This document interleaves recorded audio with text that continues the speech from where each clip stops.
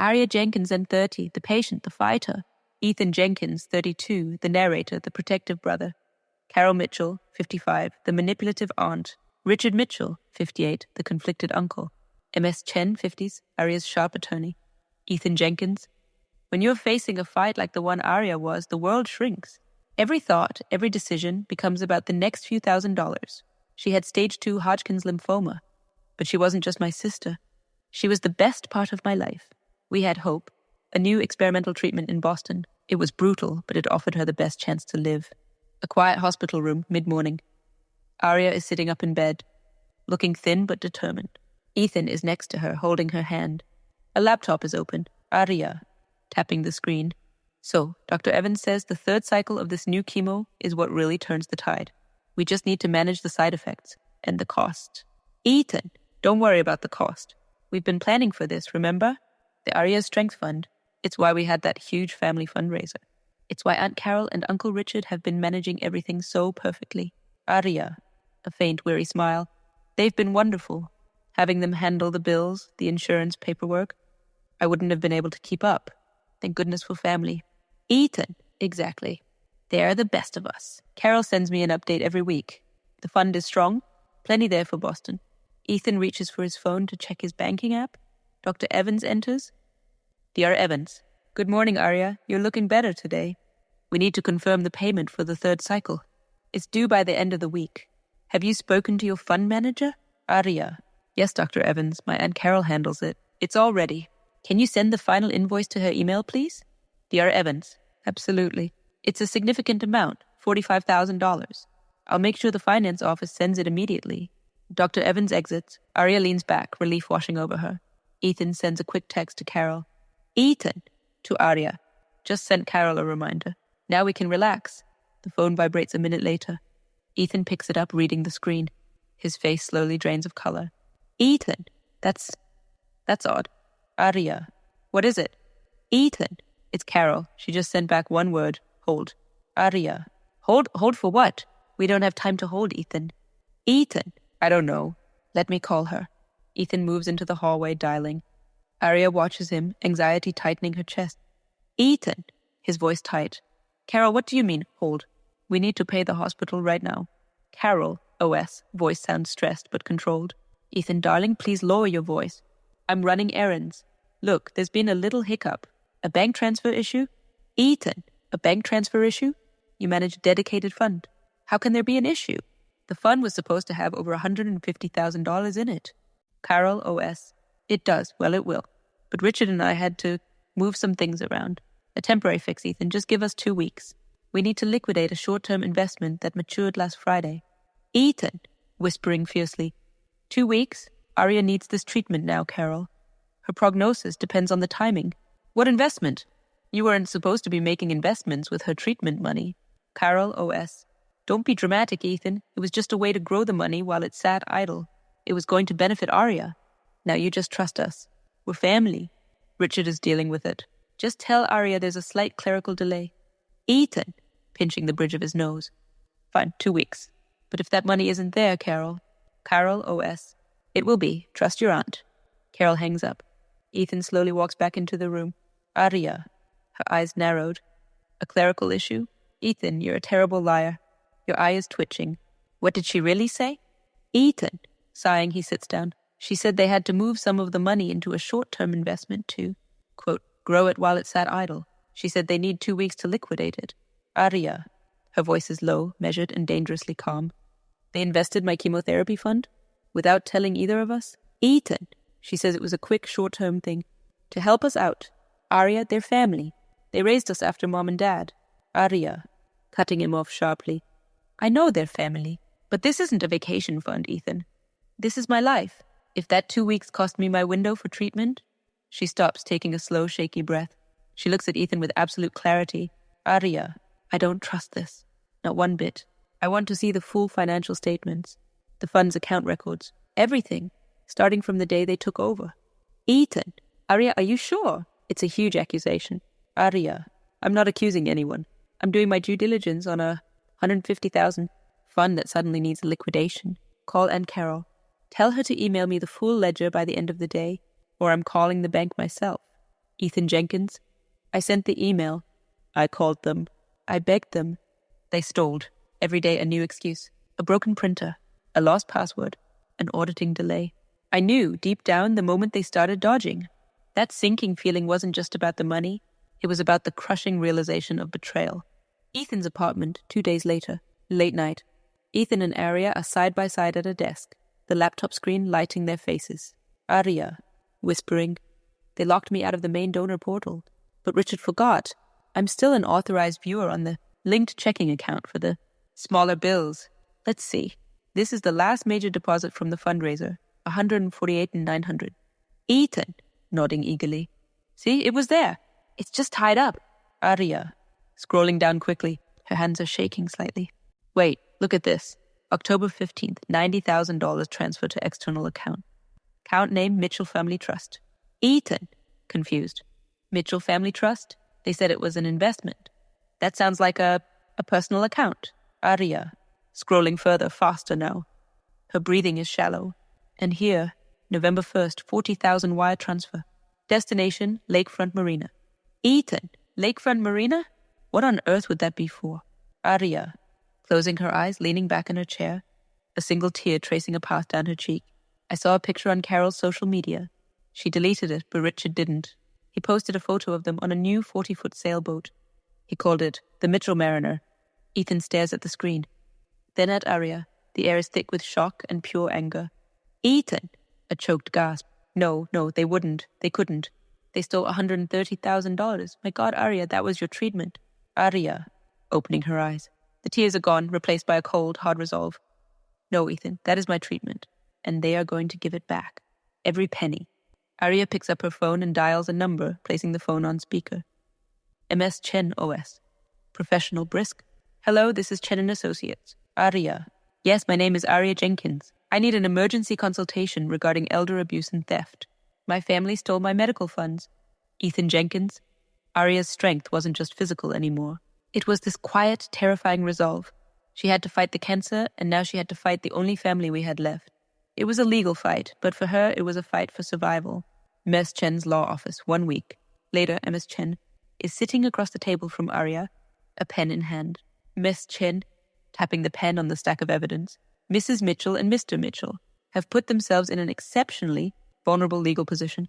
As trustees of a dedicated medical fund, they have a fiduciary duty. They have grossly breached this. Aria, they told me it was an investment for my benefit. Ms. Chen, a small, humorless smile.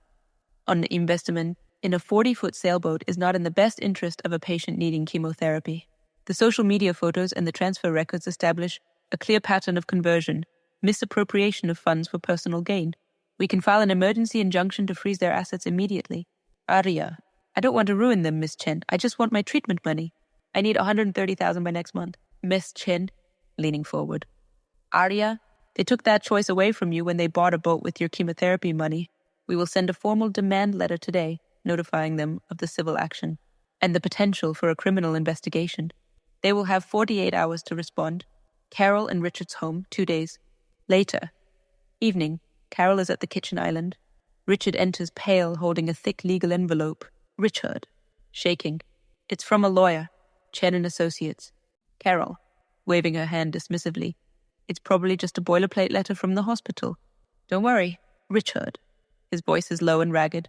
No, it's from Aria. Read the cover letter, Carol. Read it. Carol nervously tears open the envelope. She reads the demand letter. Her composure crumbles. Carol, stuttering, her face aghast. Immediate demand for the return of $130,000. Civil suit for breach of fiduciary, due to potential criminal prosecution, for conversion and grand larceny. Richard, sinking into a stool. They know about the trust. They know about the mariner.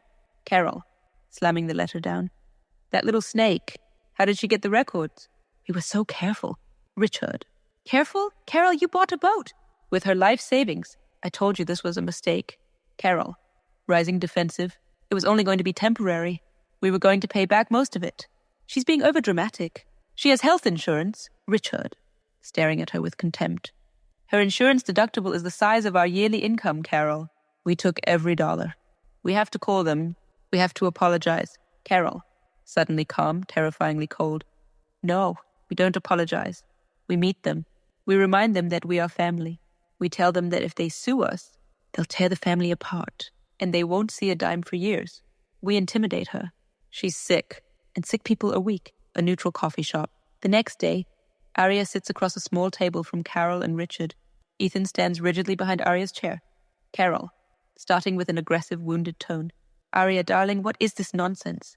A lawsuit? Against us? After everything Richard and I have done for you? Aria. Her voice is steady and quiet. It cuts through Carol's bluster. Aunt Carol, Uncle Richard. The 130,000 you withdrew from the Aria's strength. Fund was for my experimental chemotherapy.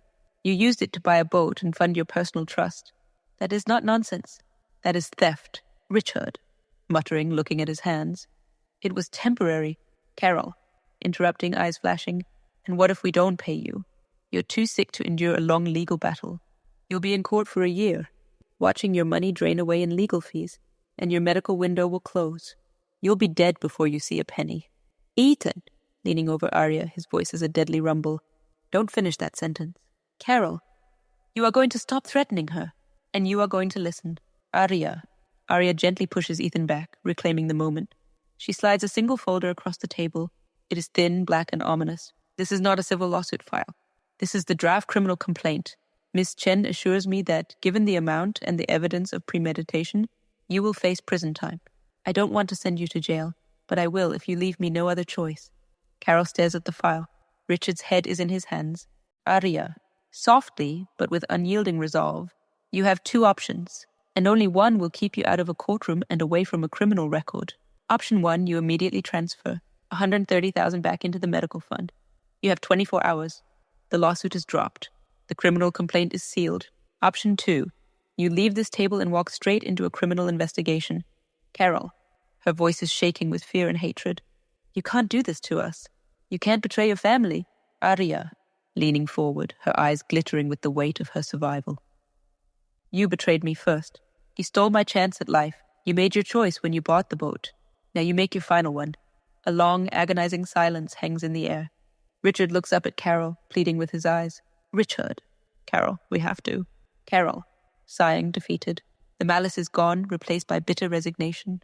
Fine, we'll sell the Mariner. We'll get the money. Aria pushes a single document across the table. This is a legally binding settlement agreement and a confession of fiduciary breach. Sign it now. Then you transfer the money. Carol and Richard exchange a long, miserable look. Richard takes the pen first. Ethan Jenkins. They signed, not out of repentance, but out of fear. In the end, blood meant nothing when compared to self-preservation. That day, Aria didn't just win a legal battle. She won the right to keep fighting the real one. Aria's hospital room. The next day, Aria is sitting in bed. Ethan's phone is resting on a small stand. Ethan, looking at his phone. It's done. Just got the notification. 130,000 has been transferred into the fund. Aria, a long cleansing sigh. She closes her eyes, tears of relief coming easily. It's over. Thank God it's over. Ethan, I'm so proud of you, Aria. You were so strong. Aria, opening her eyes. She reaches for Ethan's hand. When you're staring down a terminal diagnosis, you lose all fear of confrontation. I wasn't fighting my family. I was fighting for my future, and now I can get on that plane to Boston. Dr. Evans enters, smiling. Dear Evans, good news, Aria. The hospital finance office just confirmed the payment for your third cycle. Everything is cleared. We can start the pre-treatment schedule immediately. You're going to make your window. Aria, a genuine, radiant smile returns to her face. That's the best news I've heard all year, Doctor. Dr. Evans steps out.